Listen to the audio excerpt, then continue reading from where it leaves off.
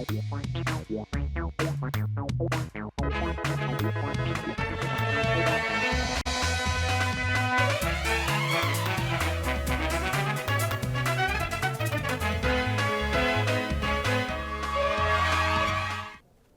मेरा नाम है जयंती झा और आप देख रहे हैं राष्ट्रीय समाचार। पहले बिना देर की एक नजर डालते हैं हेडलाइंस पर। कांग्रेस पर शहजाद पूनावाला का हमला, कहा कथनी और करनी में जमीन आसमान का अंतर, देश विरोधी तत्व अपने इरादे दिखाते रहते हैं। ओडिशा में रिश्वतखोरी का खुलासा, उपनिदेशक 30,000 लेते गिरफ्तार, घर से नोटों का जखीरा बरामद, भुवनेश्वर फ्लैट से 4 करोड़ से ज्यादा बरामद। राउत ने राहुल गांधी के बयान का किया समर्थन, अमेरिकी ट्रेड डील पर सरकार घिरी, नए संसद भवन के मुद्दे पर खड़े किए सवाल। महाराष्ट्र में राज्यसभा चुनाव का बिगुल फूंका गया, 7 सीटों पर सियासी घमासान मचा, उद्धव गुट की 2 सीटों पर दावा, आदित्य ठाकरे का बड़ा बयान। दफेदार चौकीदारों पर हुए लाठीचार्ज को लेकर घमासान तेज, चिराग की मांग पर भाई वीरेंद्र का पलटवार, राजद विधायक ने कहा अब चिराग पासवान की नींद खुली है।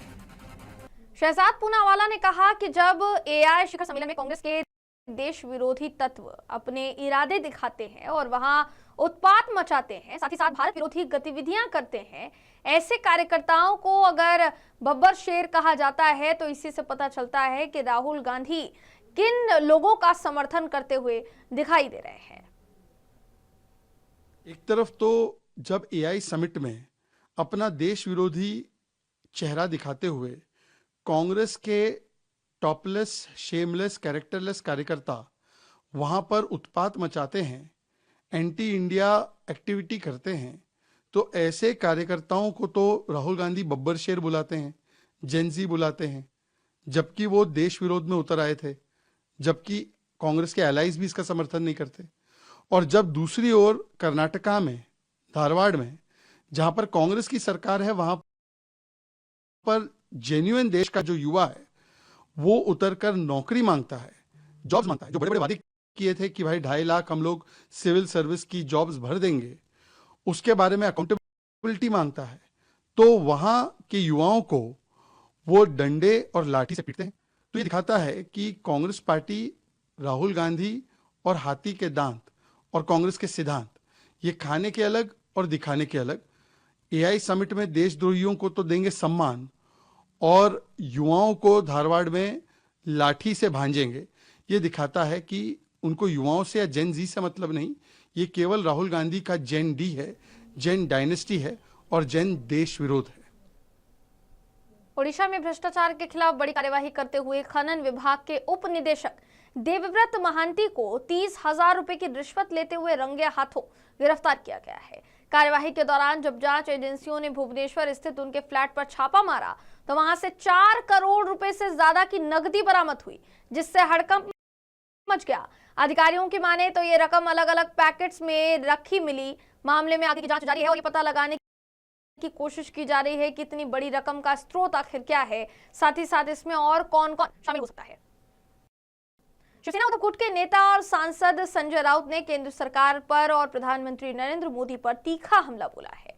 संजय राउत ने राहुल गांधी के बयान का समर्थन किया और कहा कि मोदी सरकार ने पहले देश को उद्योगपति को सौंपा और बाकी बचा हुआ अमेरिका के सामने सर झुका दिया। राउत ने नए संसद भवन को लेकर भी सवाल खड़े किए और कहा कि अगर पुरानी गुलामी के प्रतीकों को खत्म करने के लिए नया संसद बनाया गया तो फिर अमेरिका के साथ ट्रेड डील में देश के हितों से समझौता क्यों किया गया। नई बात क्या है, ये बहुत बार आ गया है ना। जब से मोदी जी भारत के प्रधानमंत्री हो गए हैं तो भारत सबसे पहले गौतम अडानी को बेच दिया और बाकी का जो भारत बचा था वो अमेरिका को बेच दिया है, वो भी गौतम अडानी के लिए। ये सच है तो राहुल गांधी जी सच बोल रहे हैं कि भारत को, भारत माता को बेच दिया। क्यों? अपने उद्योगपति मित्रों के लिए बेच दिया। एफ-15 फाइल में जो कुछ एक माल मसाला आने वाला है वो रोकने के लिए भी भारत को बेच दिया है। जो है सब जगह रोक दिया है तो भारत सरकार इसे विचार कर रही है। विचार क्यों करना है? विचार क्यों करना है? भारत को आपको गुलामी का बहुत ही गुस्सा है ना। ये हम साउथ ब्लॉक से इसलिए निकाले हैं हमारा प्रधानमंत्री कार्यालय क्योंकि गुलामी का प्रतीक है। आप सेवा तीर्थ में गए, आपने नई संसद बनाई क्योंकि पुराने संसद आपको गुलामी का प्रतीक रखता था। तो पूरी भारत माता, भारत देश आपने अमेरिका को बेच दिया, चरणों में गिरवी रखा, वो आपको गुलामी नहीं लगती? बताइए। प्रत्येक व्यक्तीवर ट्रम्प क्रेडिट घेताना दिसत आहेत। आता पाकिस्तानचा वॉर आम्ही थांबवला नसता। ठीक है, प्रेसिडेंट ट्रम्प के पास ज्यादा जानकारी है। फिर ऑपरेशन सिंदूर क्यों रोका मोदी जी ने? पाकिस्तान को तो विश्व के नक्शे से खत्म करने की भाषा चल रही थी ना, मोदी जी की और राजनाथ सिंह जी की, तो करना चाहिए था। उसमें नई बात क्या है? बहुत बार महाराष्ट्र में राज्यसभा चुनाव को लेकर सियासी सरगर्मियां तेज हो गई हैं। भारतीय चुनाव आयोग ने 10 राज्यों की 37 सीटों पर चुनाव की घोषणा की है, जिसमें महाराष्ट्र की 7 सीटें खासा दिलचस्प मुकाबला पेश कर रही हैं।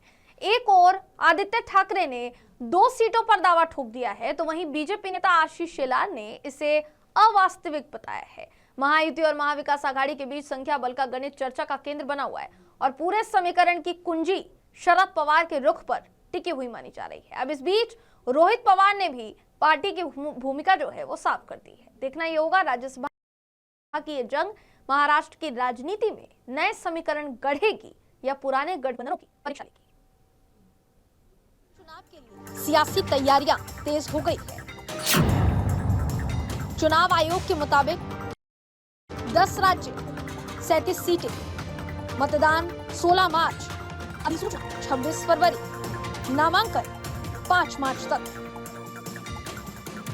महाराष्ट्र में संख्या बल के आधार पर महायुति गठबंधन 6 सीटें जीत सकता है, जबकि महाविकास आघाड़ी की 1 सीट लगभग तय मानी जा रही है। इसी गणित ने सियासी बयानबाजी को और तेज कर दिया। हाल ही में मुख्यमंत्री देवेंद्र फडणवीस के निवास पर बीजेपी की कोर कमेटी बैठक में उम्मीदवारों के नाम पर चर्चा हुई। इस बैठक में केंद्रीय मंत्री रामदास आठवले का नाम लगभग तय माना जा रहा है, जबकि विनोद तावड़े, विजयार रहाटकर और धैर्यशील पाटिल के नामों की भी चर्चा जोरों पर है। राष्ट्रीय स्तर पर सक्रिय रहे विनोद तावड़े की राज्यसभा वापसी को राजनीतिक रूप से अहम माना जा रहा है। उम्मीदवारों के अंतिम नाम पर फैसला पार्टी नेतृत्व करेगा। नाम तय करना ये पार्लियामेंट्री बोर्ड का अधिकार है, राष्ट्रीय अध्यक्ष का अधिकार है, महाराष्ट्र के कोर कमेटी को रिकमेंड करने का अधिकार है, वो निर्णय दिल्ली में होगा। शिवसेना उद्धव बाळासाहेब ठाकरे गुट ने राज्यसभा की 2 सीटों पर अपना दावा कायम रखा है। आदित्य ठाकरे का कहना है कि उनके सांसद संविधान और महाराष्ट्र के मुद्दों पर लगातार आवाज उठा रहे हैं। उन्होंने महाविकास आघाड़ी के गठन और संख्या बल के आधार पर सीटें बरकरार रखने की मांग की है। कांग्रेस के साथ गठबंधन जारी रखने की भी बात उनकी तरफ से कही गई है। मैंने पहले दिन से यही कहा है कि हमारे जो राज्यसभा के सांसद हैं वो पहले दिन से ही अगर आप देखें तो हर एक भूमिका को अच्छी तरह निभा रहे हैं। फिर वो देश में संविधान का रक्षण हो, देश जो अदानी को बेचा जा रहा है, मुंबई जो अदानी को बेची जा रही है, मुंबई पे महाराष्ट्र पे जो भाजपा अन्याय कर रहा है, अत्याचार कर रहा है, उसके खिलाफ अगर कोई बुलंद आवाज़ उठा रहा है तो हमारे दोनों सांसद हैं और ये दोनों जगह हमारी रहनी चाहिए। वो तो एक पॉलिटिकल बात हुई, लेकिन दूसरी बात अगर आप देखें तो एमवीए जिस तथ्यों पे फॉर्म हुआ है उसमें अगर आप संख्या के हिसाब से जाए तो राज्यसभा पे हमारा दावा है और वो कायम है। आदित्य ठाकरे के दावों पर बीजेपी नेता आशीष शेलार ने कड़ी प्रतिक्रिया दी है। उन्होंने 2 सीटों के दावे को जमीनी हकीकत से दूर बताया। शेलार ने महाविकास आघाड़ी के भीतर सहमति और उद्धव के बदले रुख पर भी सवाल खड़े किए। साथ ही कहा कि महायुति सभी सीटें जीतने के लक्ष्य के साथ चुनाव लड़ेगी। जिसकी आमदनी है 50 पैसा, वो 5 रुपए चाहिए कहेगा तो उसको क्या कह सकते हैं? वास्तवता से परे है वो।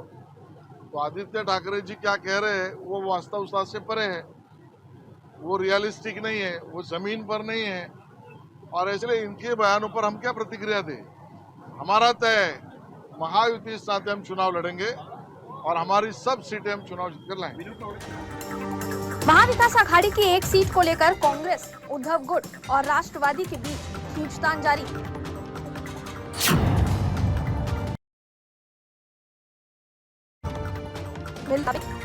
कुल विधायक 46 है, शरद पवार एनसीपी के 10 है, शिवसेना यूपीटी के 20 विधायक हैं, कांग्रेस के विधायक 16 हैं। जीत के लिए 37 वोट जरूरी है।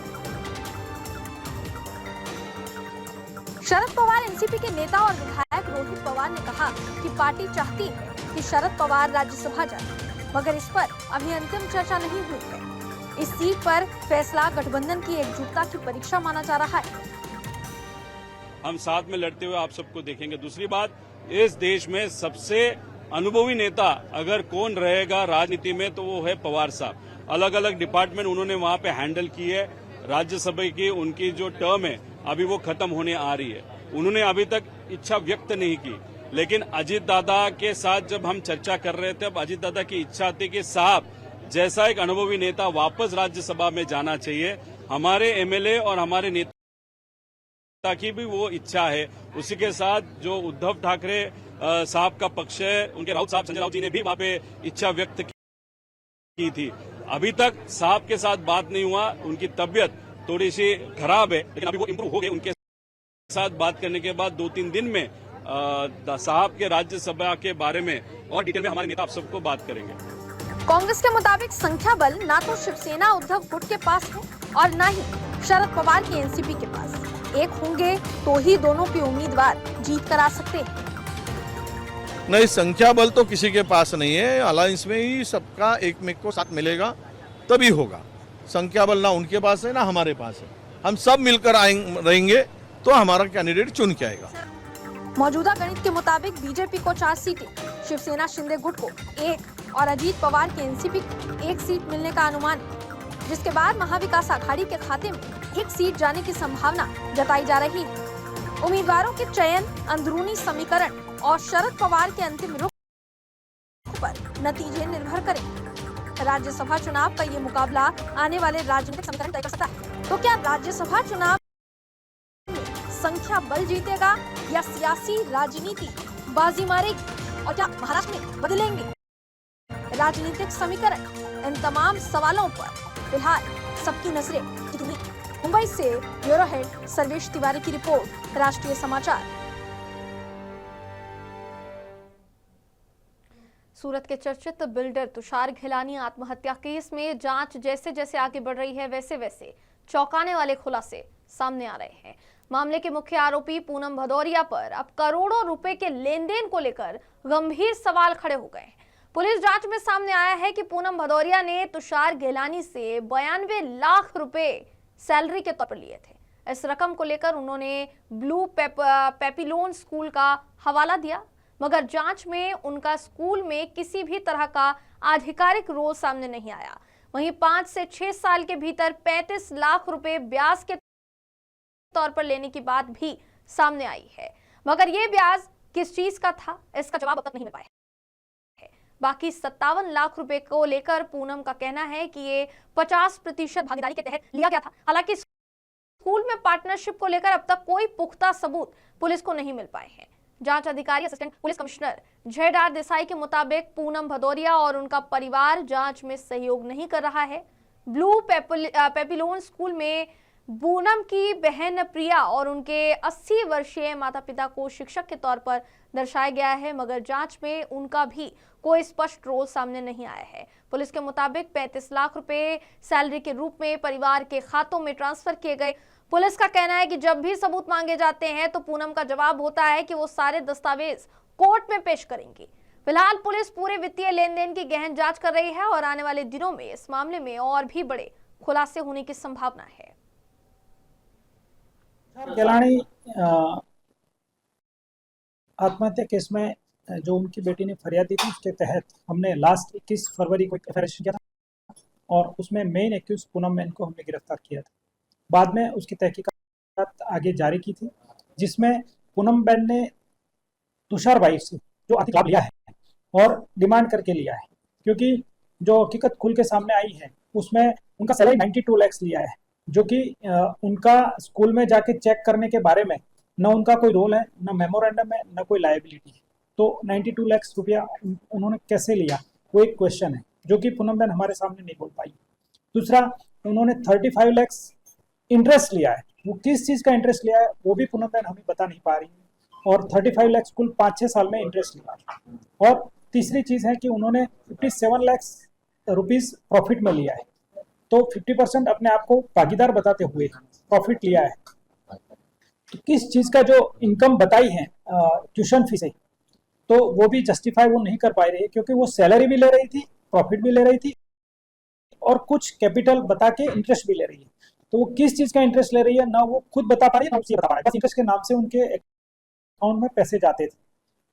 दूसरा चीज़ जो सामने आया है स्कूल की तहकीकात के दौरान, तो उनकी बहन को एज अ टीचर अपॉइंट किया था, जो कि हर महीने 40,000 रुपये जाता था। और उनके माताजी जो कि 80 ईयर्स के हैं आज, उनके अकाउंट में भी 40,000 रुपया हर महीने जाता।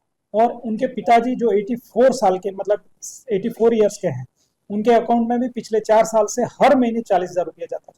जबकि उनके माता पिता का रोल स्कूल की रजिस्टर पर नहीं है, स्कूल में क्या लायबिलिटी उनकी है, क्या रोल है, मास्टर रोल में कहीं पर भी उनका नाम भी नहीं है, जिक्र भी नहीं है, तो वे वैसे ही पगार लेते थे।